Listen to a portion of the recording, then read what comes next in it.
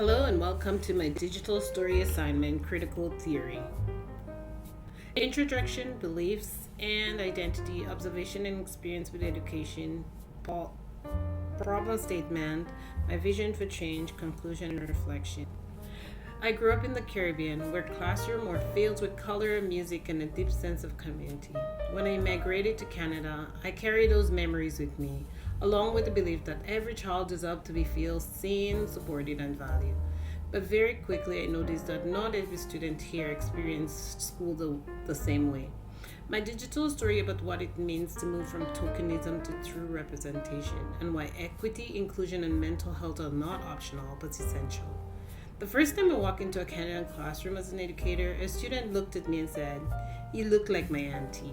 That moment reminded me about how powerful representation is and how rare it can be. It made me think about whose story gets told and whose gets silenced. The digital story is my journey from the Caribbean to Canada, and how critical theories like critical race theory and critical pedagogy help me understand the changes we'll still need to make.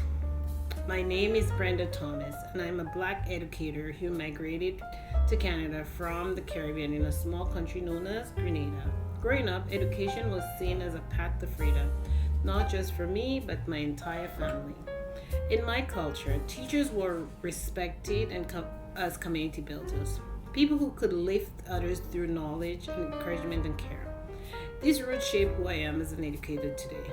Every child deserves access to proper education and mental health support, no matter their background, ability, or circumstances. As a Black educator in Canada, I proudly carry my cultural identity. It gives me strength, empathy, and perspective, but it also makes me deeply aware of the inequalities that still exist in our education system. My philosophy as an educator is grounded in fairness, compassion, and inclusion. I believe that when students feel seen, heard, and valued, they can grow, learn, and thrive. Beliefs and identity. As a Black Caribbean immigrant navigating the Canadian educational system, critical theory provides the language to understand the inequalities I have experienced, witnessed, and now work to challenge. Critical race theory demonstrates how bias is embedded within schooling structures. Post-colonial theory explains why the Eurocentric curricula dominates and why students like me often feel pressured to assimilate. Critical pedagogy motivates me to use education as a tool for empowerment rather than control. Intersectional feminism highlights how race, gender, and identity intersect in classroom. This theory guides both my professional belief and my vision for creating truly inclusive educational spaces. Critical race theory helped me understand how exclusion and inequalities operate behind individual prejudices. As a Black educator, I observe how students often face harsher discipline, lower expectation, and ensure of the erase of their history. Critical race reminds us that representation must go beyond diversity poster. It must challenge structure that produce equal outcome. Critical pedagogy shaped my learning and teaching philosophy. I believe that students should not only receive information but also question, analyze, and contribute to their own learning. The goal is to build classrooms where marginal students feel empowered, valued, and heard. Observation and experience within the education. Since moving to Canada, I've had the chance to experience the educational system from both sides, as a learner and an educator. I've seen how Canada multicultural classroom bring together students from many diverse backgrounds. While this diversity is beautiful, it also created challenge that the system does not always address fairly. Many students, especially those who are racial, immigrant, or neurodiverse, encounter barriers that often go unnoticed. Some struggle silently with issues related to mental health, language differences, or feeling of not belonging.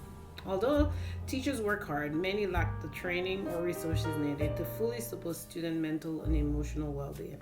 I've also noticed that while Canada takes pride in its diversity, representation is still limited. There are not enough educators of color. There are not enough culturally responsive material in classroom.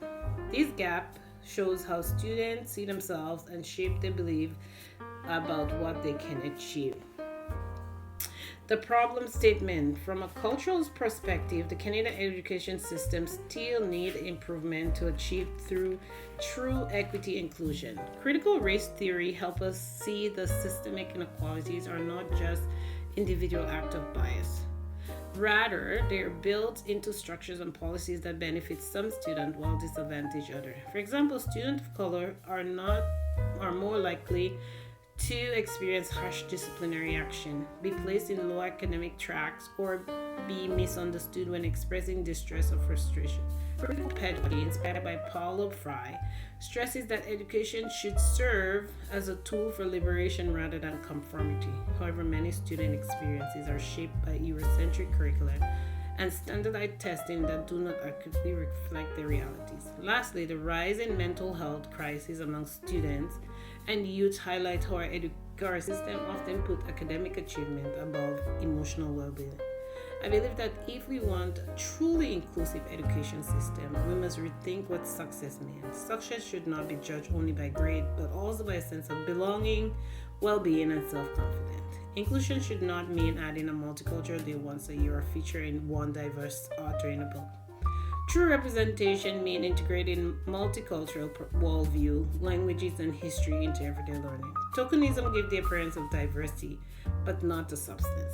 We need to move towards authentic inclusion that acknowledges that the lived reality of Black, Indigenous, and racialized students. Mental health is deeply connected to this. When students don't see themselves reflected, it impacts their self-esteem, identities, and a sense of belonging. Action. My vision for change. My vision for change began in the classroom, a space where children feel valued, capable, and supported. I want to create an environment rooted in equity, inclusion, and care. This means embedding culturally responsive pedagogy into the curriculum, using examples, stories, and material that reflect my students' diverse identities and experiences. It means integrated social emotional learning, and mental health literacy into daily routine, helping students build resilience and empathy. It means creating open conversation around differences, identities, and respect, so students learn only from textbook from one another. I will also advocate for professional development that equips teachers to recognize and respond to mental health needs and to challenge implicit bias.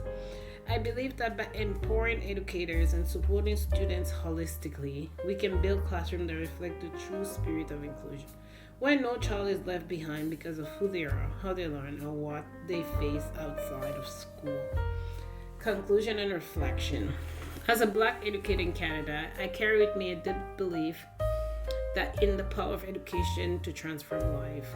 But transformation cannot happen without justice. Every child deserves not just a seat in the classroom, but a system that sees their worth, nurture their mind, and support their heart.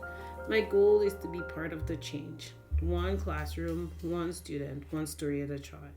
True inclusion isn't performative, it's transformative.